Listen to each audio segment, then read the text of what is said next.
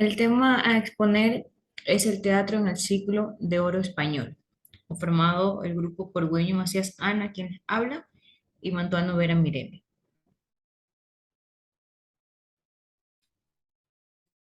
Ya. Comenzamos desde el origen. ¿Por qué se dice que este teatro eh, por qué se dice que este teatro en el siglo de oro fue destacado?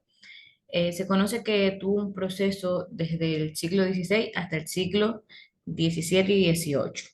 Eh, Se trata de una época en la que se vio tan auténtica revolución en las letras y en el arte en general. ¿Por qué se destaca en sí este siglo de oro?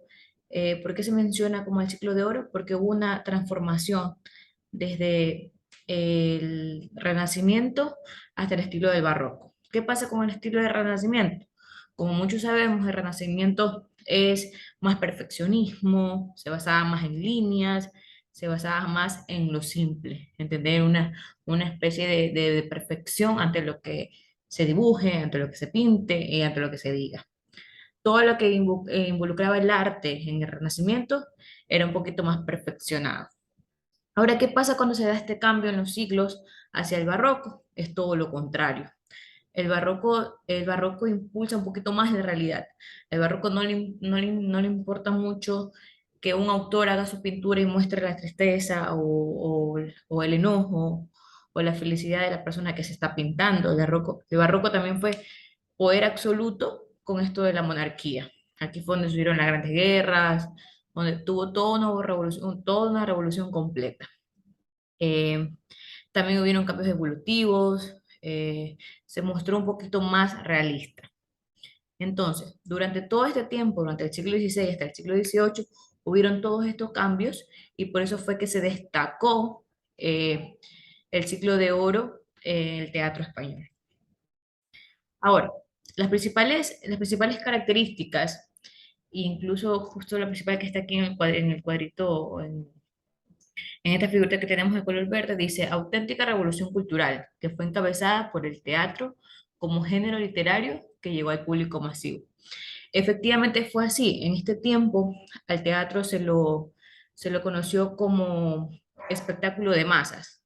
¿Por qué? Porque España era conocido por eso. España no era conocido por otra cosa más que por su teatro. Por eso siempre decía que se encabezaba como género literario. También tenemos una segunda característica muy importante que se dice, se caracterizó por la variedad temática, la mezcla de lo trágico y lo cómico, y la repetición de temas y personajes. Bueno, vamos a ir analizando poquito a poquito por qué este siglo de oro mezcló lo trágico con lo cómico, cuáles son los personajes y cuáles fueron los temas a tratar. Entre ellos tenemos que la característica más principal en las obras representaba a la sociedad de esa época. O sea, y los temas más importantes eran entre situaciones de honor, de amor, de honra y de justicia. Entre su estructura, la estructura que podía ser el arte en este ámbito del ciclo de oro, se dividía en tres actos, estilos, eran obras escritas en versos, y los principales versos que se utilizaban eran los octasílabos. En unidades de acción, en unidades de acción, tiempo y lugar, se hacían en un escenario de teatro muy, muy, muy gigante, que incluso tenía una división un poquito extraña. Estaba el escenario al frente, justo aquí en la imagen. Aquí en la primera imagen podemos observar, justo este era el escenario, ¿cierto? El que estoy apuntando, al igual que en la imagen de acá, el escenario. Las primeras sillas eran para las personas que hacían críticas de la obra que se estaba transmitiendo. El segundo piso, en el lado izquierdo, se ubicaban los músicos que le daban un sentido a la obra teatral. Del lado derecho se ubicaban las personas de clase nobles, las personas que tenían un poco más de estatus, un poco más de dinero. Y en la parte de atrás, que no se logra observar, se ubicaban las mujeres. O sea, dentro de las unidades de tiempo y lugar donde se daban estas obras de teatro, Las mujeres no se podían mezclar con los hombres. Las mujeres estaban en otro lado, y este lado se los conocía como, me quedé. Pero bueno, ellas estaban ubicadas en la parte de atrás en la parte de atrás de lo que era todo el escenario en sí. Comedias y tragicomedias, creando así un género más próximo y cercano a la vida misma. Como yo al inicio de esto expliqué que estas obras eran representadas por la sociedad en la época que se estaba viviendo, era una época donde de pasar al perfeccionismo se pasaba un poquito a la vida real, a cómo se estaba dando las cosas en sí, y por esto habla de un poquito de comedia, porque ellos intentaron hacer que la vida no sea tan perfeccionista, sino que llevara de todo un poquito. La importancia, los temas también que se trataban eran la importancia del honor entre el hombre y la mujer, la pérdida de honor, que también eran actos propios de cobardía y de traición, que eran los que más se frecuentaban en las obras. Entre los personajes estaba el rey, el poderoso, el caballero, el galán, la dama, el criado y el villano. El rey siempre era una persona que se encargaba de la injusticia y de la soberanía. El poderoso era una persona que era de la alta sociedad y tenía influencias. El caballero era alguien que luchaba, que siempre iba a luchar por un fin en sí, por un fin específico. Y el galán y la dama era lo que iban contando sus aventuras y también iban sus desdichos del amor. El criado simplemente era un poquito más cómico porque tenía un lenguaje coloquial y en las obras tenía siempre el papel de un poquito de humor. Y el villano, como ya sabemos que en toda obra hay un villano, que en este caso sería el malo o sería lo contrario a todos estos personajes que hemos estado mencionando. Ahora, ¿qué pasa en el ciclo de oro con los actores? Se dice que habían 12 compañías teatrales y en las 12 compañías teatrales habían 30 actores, entre ellos hombre y mujer, individual y grupales. Actuaban de manera individual o actuaban de manera grupales. Ellos mismos llevaban su traje y sus materiales. Pero ¿qué pasa? Aquí hay un tema específico que me llamó mucho la atención, que es sobre las mujeres. Las mujeres pudieron actuar a partir del año 1650 y con la única condición de que estuvieran casadas. Entonces, si dentro de estas 12 compañías teatrales habían 30 actores y de los 30 actores, 6 eran mujeres, las 6 mujeres debían estar casadas para poder formar parte de estas compañías. Eh, Otra característica más del ciclo de oro también fue el lenguaje. Los valores, utilizaban un lenguaje con muchísimos valores expresivos de un teatro culto, con la naturalidad de la expresión cotidiana y popular. Vuelvo a mencionar, una época, era un siglo de oro, porque la realidad se hacía presente en cada aspecto de la vida, tanto en el teatro, tanto en, en lo político, porque pasaban por muchas realidades de guerras, tanto en la educación, en la religión, son temas que no debemos tocar, pero también influyeron. Ahora, ¿cómo era la vestimenta en estos tiempos? ¿Qué pasaba si las mujeres al momento del teatro, ellas no se juntaban con los hombres y cómo se vestían? Obviamente, como la imagen que está aquí, que hemos reflejado, todos los hombres llevaban encima de sus eran muy formales, con sus sacos, pero encima siempre llevaban un estilo de capulla, un estilo de superioridad, porque eso les hacía sentir superiores, un estilo de capulla, de gorros, y las mujeres vestidos largos y holgados, y también siempre recatadas cubriéndose los hombros. Ya.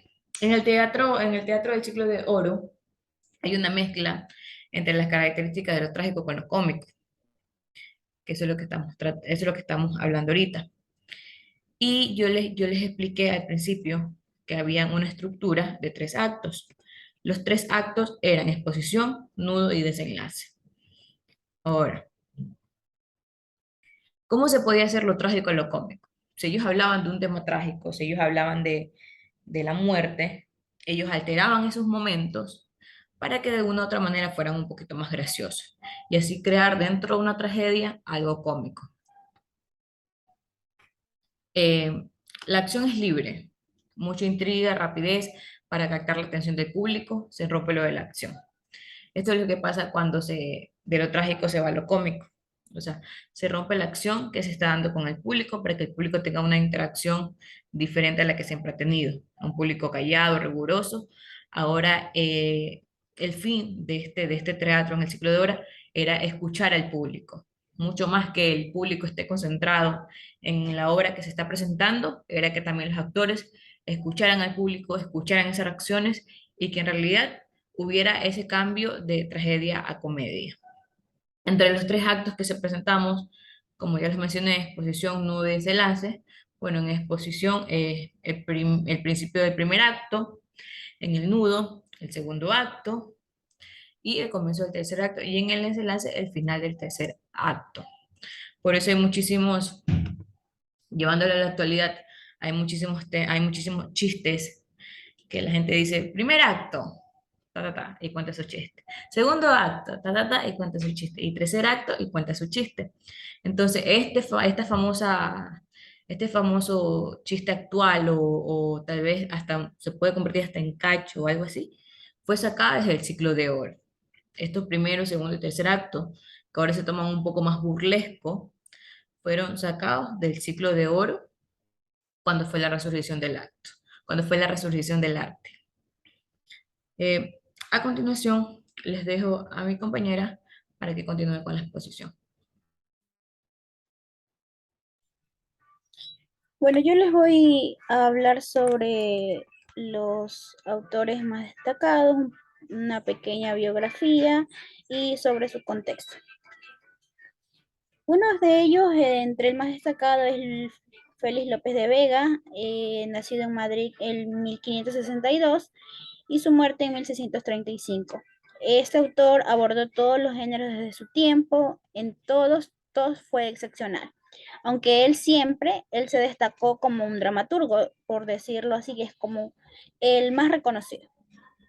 También enfocando a Calderón, que ha sido como uno de los paradigmas de la estética barroca.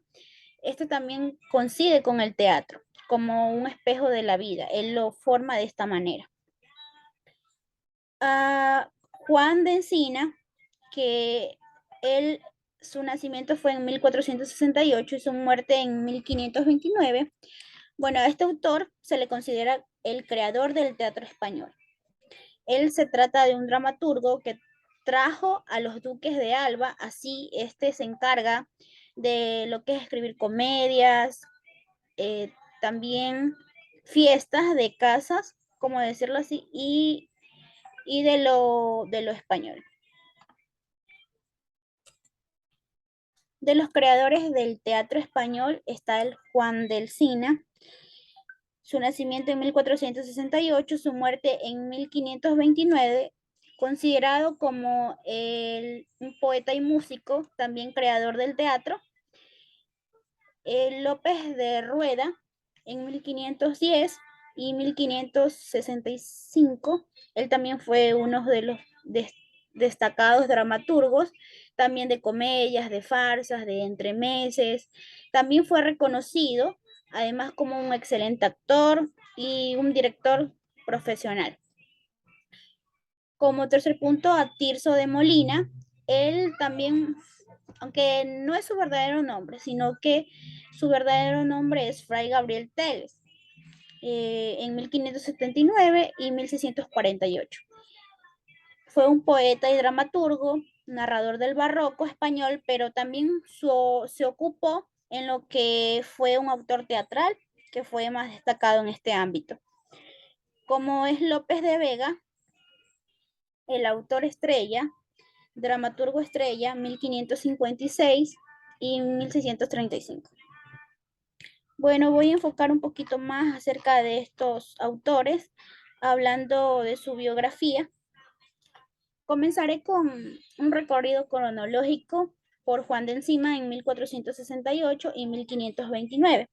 Esto lo consideramos como el creador del teatro español.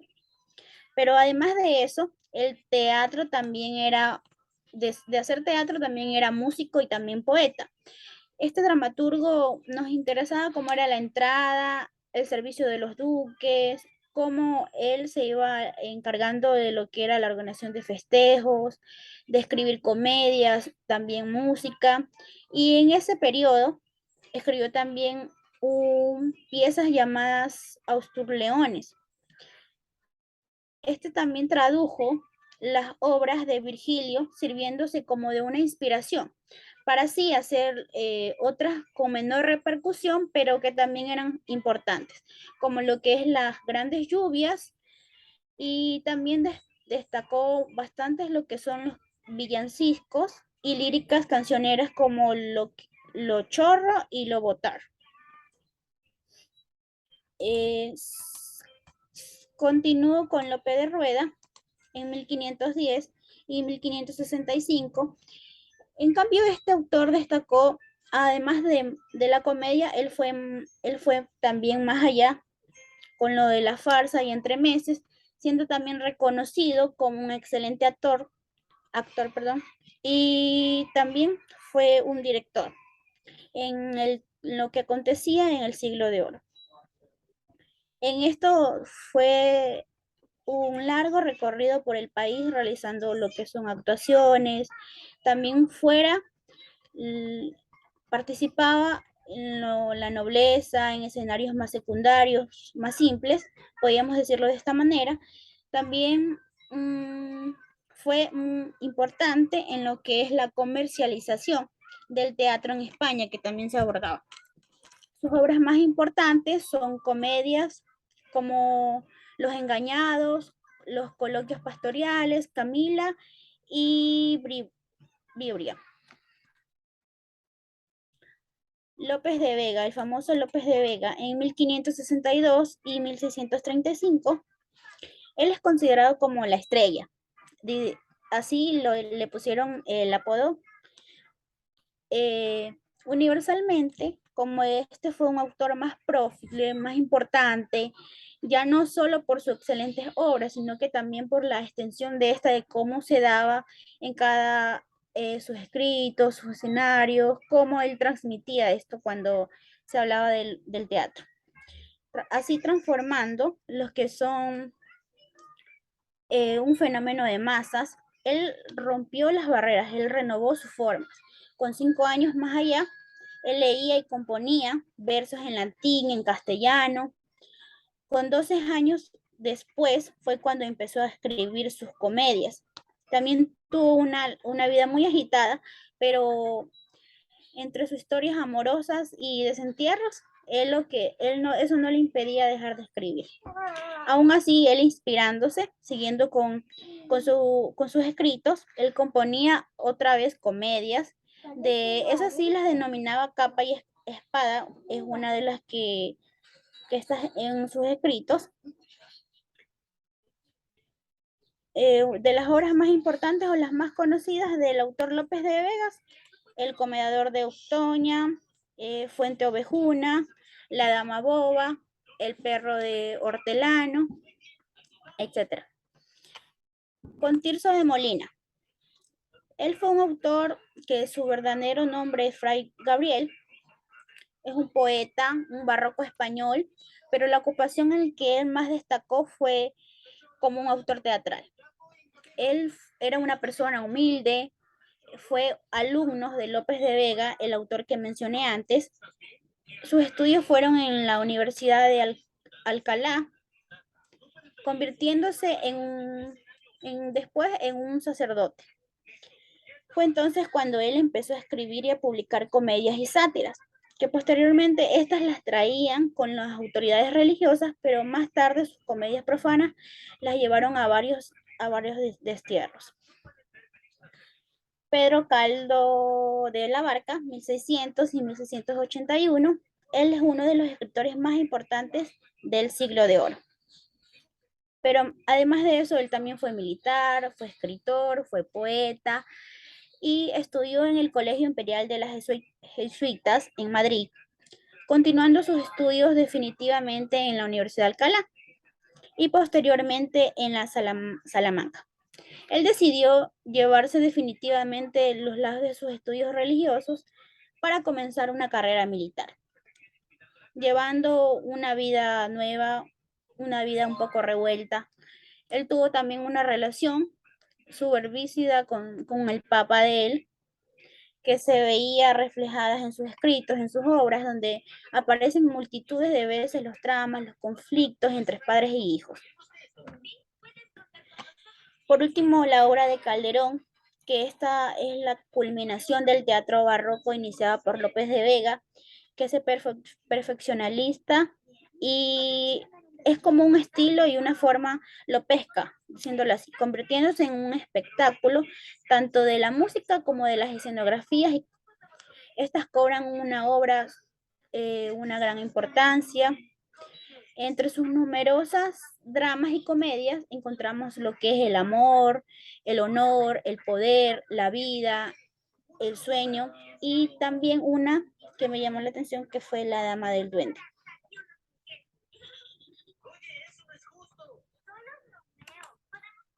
Eh, en lo que es el contexto en el siglo de oro da sus primeros pasos entre el fin del medioevo y el reinicio del siglo XVIII, una época asignada por grandes cambios en la cultura europea. Estos inicios se dan en un secular científico que es más allá del último imperio romano y se va por la que es la inversión imprenta y el inicio de la reforma protestante. Hacen un ámbito en lo que es la vida de los pobres, especialmente en la novela picaresca. Estos honran en lo que es el honor, la especie en lo que se refiere a la vida amorosa, en la vida familiar, lo que disfrazan lo que es el fingimiento, las doncellas, las vestimentas, los hombres, los nombres disfrazados de pobres. Estos fueron los principales temas abordados por el siglo de oro.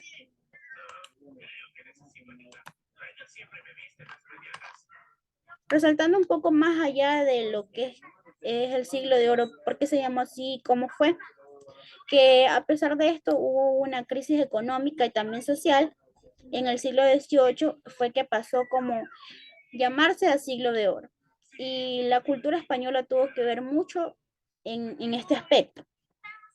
El teatro fue ahí, fue su máximo exponente en sitios como, por ejemplo, Portugal. No fue prohibido el teatro. En Francia solo existía el teatro cortesano. Y por último, que es Inglaterra y España, aquí fue donde triunfó el teatro popular como un espectáculo de masas. Tanto dando así que en el género literario, más allá de lo popular, la sociedad de todos los grupos iban a disfrutar del teatro, iban a ver las obras de teatro y los autores más destacados fue López de Vega y Calderón.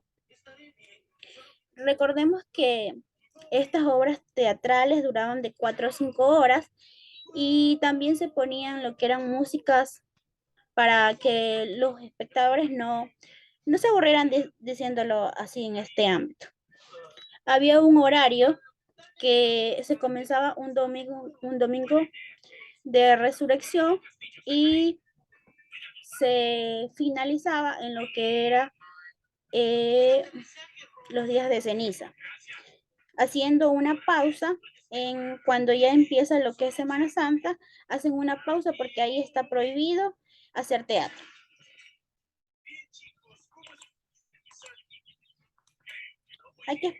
Aquí en el mapa. En lo que es aquí, este mapa le voy a explicar un poquito. Lo que es la poesía del siglo de oro se conforma en poesía, que esto enmarca lo que es el culturalismo, el conceptismo. En el culturalismo se enfoca lo que se representado por Luis de Góngora. En el conceptismo, por Francisco de Quevedo. Y se destaca en lo que es la narrativa por las burlas de la caballeriza.